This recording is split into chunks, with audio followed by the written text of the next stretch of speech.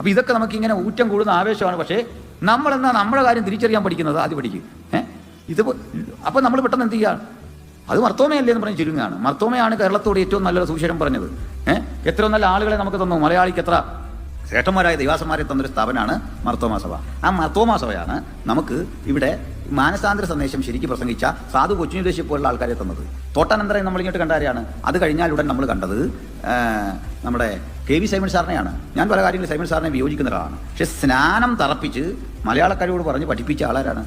അത് KV Simon സാറാണ്. പരിശുദ്ധാത്മാഭിഷേകം മലയാളക്കാരോട് സ്ഥിരീകരിച്ചുറപ്പിച്ച് പ്രസംഗിച്ച രണ്ടുപേരാണ്. അതിലൊരാൾ ആദിനായ പാസ്റ്റർ KE എബ്രഹാമും തോട്ടനന്തരം TT സാമുവൽ സാറുമാണ് ഒരു കണ്ണന കൃതി എഴുതി തെളിയിച്ചത്. അതുകൂടെ ഒന്ന് പറയാനായിട്ടുണ്ട്. ഏതായാലും ലൈവ് ഉള്ളല്ലേ. ഈ KE എബ്രഹാം സാറും KV സൈമൺ സാറും തമ്മിൽ ഡിബേറ്റ് നടന്നു പരിശുദ്ധാത്മാവിനെ കുറിച്ച്. ഇത് പറയുന്ന കാലത്ത്, ഈ ഡിബേറ്റ് നടക്കുന്ന കാലത്ത് ബ്രദറൻ സഭ എന്താണെന്ന് മനസ്സിലാക്കണം. ബ്രദറൻ സഭ ഒരു മഹാപ്രസ്ഥാനമാണ് കേരളത്തിൽ. കുന്നംകുളമൊക്കെ കേന്ദ്രീകരിച്ച് വലിയ ശക്തിയാണ് അവർ. തൃശ്ശൂരൊക്കെ കേന്ദ്രീകരിച്ച് വലിയ ശക്തിയാണ്. കോട്ടയത്തൊക്കെ വലിയ ശക്തിയാണെന്ന് മാത്രമല്ല, അന്ന് അവർക്ക് ദിനപത്രമുണ്ട്. ദിനപത്രം ഡെയിലി ഇറങ്ങുന്ന മാതൃഭൂമി പോലെയൊക്കെ ഇറങ്ങുന്ന കേരളഭൂഷണാന്ന് തോന്നുന്നു ഈ പത്രമുണ്ട്. അന്ന് ഇതൊക്കെ പറഞ്ഞു ആ കാലത്ത്. അപ്പോൾ പറഞ്ഞു വന്നത്, അന്ന് നമ്മുടെ സംവാദം നടക്കുന്നത്. ഈ ഡിബേറ്റ് ഒക്കെ നടന്നു കഴിയുമ്പോഴേക്ക് ബ്രദറൻ സഭയ്ക്ക് സ്വന്തം സ്കൂളുണ്ട്, കോളേജുണ്ട്, ആശുപത്രിയുണ്ട്, വലിയ സംവിധാനമുണ്ട്. പെന്തക്കോസ്ത് സഭ എന്ന് പറയുന്നത് എല്ലാം കൂടി 1000 പേരില്ല. പക്ഷെ ഡിബേറ്റ് കഴിഞ്ഞിട്ട് ഒരു 5 കൊല്ലം കഴിഞ്ഞപ്പോഴേക്ക് ബ്രദറും പെന്തക്കോസ്തും ഒപ്പം എത്തി. ഒരു 50 കൊല്ലം കൂടെ കഴിഞ്ഞപ്പോഴേക്ക് നമ്മൾ ബഹുദൂരം മുമ്പിൽ പോയി. ഇപ്പോൾ 85 കൊല്ലം കഴിയുമ്പോൾ നമ്മൾ ഏതെങ്കിലും IPC, ചർച്ചക്കോട്, ഷാരോൺ, ന്യൂ ഇന്ത്യ ഏതെങ്കിലും ഒരു സഭയുടെ കോട്ടയം ഡിസ്ട്രിക്റ്റിൻ്റെ വലിപ്പമില്ല. ആകെ ബ്രദറൻ സഭ. മനസ്സിലായ കാര്യങ്ങളുടെ കിടപ്പ്.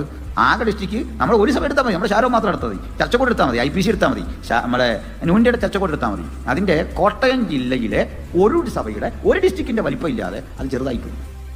മനസ്സിലായിക്കോണം. അപ്പോൾ ഞാൻ പറഞ്ഞത് വിശ്വാസങ്ങളുടെ പ്രതിവാദങ്ങളിലൂടെയാണ് കേരളത്തിൽ പെന്തക്കോസ്ത് വളർന്നതെന്നായി പറഞ്ഞു. മനസ്സിലായോ? കാര്യം പിടിയോ? അല്ല, അറിവും അവിവേകവും വേണ്ട കുറവുള്ള ആളുകൾ കൂടി ഉണ്ടാക്കിയൊരു സ്ഥാപനമായിട്ട് കരുതണ്ട. അതേക്കുറിച്ച് അല്പം കൂടി പറയാം. ആരായിരുന്നു നമ്മുടെ പൂർവികന്മാർ? അവരുടെ ചരിത്രവും പാഠമൊക്കെ പഠിക്കണം. അവരെക്കുറിച്ച് പഠിക്കാനായിട്ട് ഏറെയുണ്ട്. ഇവിടെ വന്നവരെക്കുറിച്ചും പഠിക്കാനായിട്ട് ഏറെയുണ്ട്.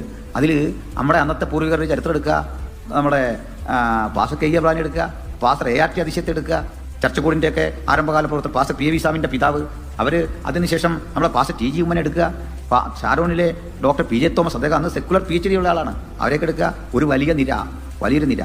പിന്നെ അതിനുശേഷം നമ്മുടെ നാട്ടിൽ കണ്ടത് ഒരു മാസ് മൂവ്മെൻ്റായിട്ട് വളരുന്നതാണ്. പെന്തക്കോസ്ത് സഭ ശക്തിപ്പെട്ടപ്പോൾ തകർന്ന ആദ്യത്തെ പ്രസ്ഥാനം ബ്രദറിനാണ്. രണ്ടാമത് ആളുകൾ ഏറ്റവും അധികം പെന്തക്കോസ്തിലേക്ക് വന്നത് മർത്തോമാ സഭയിൽ നിന്നാണ്. മർത്തോമാ, മനസ്സിലായല്ലോ. ഏറ്റവും അധികം ആളുകളെ നഷ്ടപ്പെട്ടത് മർത്തോമാ സഭയ്ക്ക്. അതിനുശേഷം ഇവാഞ്ചലിക്കൽ സഭയ്ക്ക്. ഇന്ന് ഇവാഞ്ചലിക്കലൊന്നും ഒരു ശക്തിയല്ല.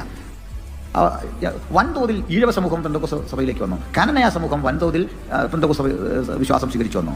ഈ എല്ലാ മണ്ഡലങ്ങളിൽ നിന്നും ഒരു വലിയ സമൂഹത്തെ ആർജിച്ചെടുത്തുകൊണ്ട് വളർന്ന പ്രസ്ഥാനമാണ് കേരളത്തിലെ പെന്തക്കോസ്ത്.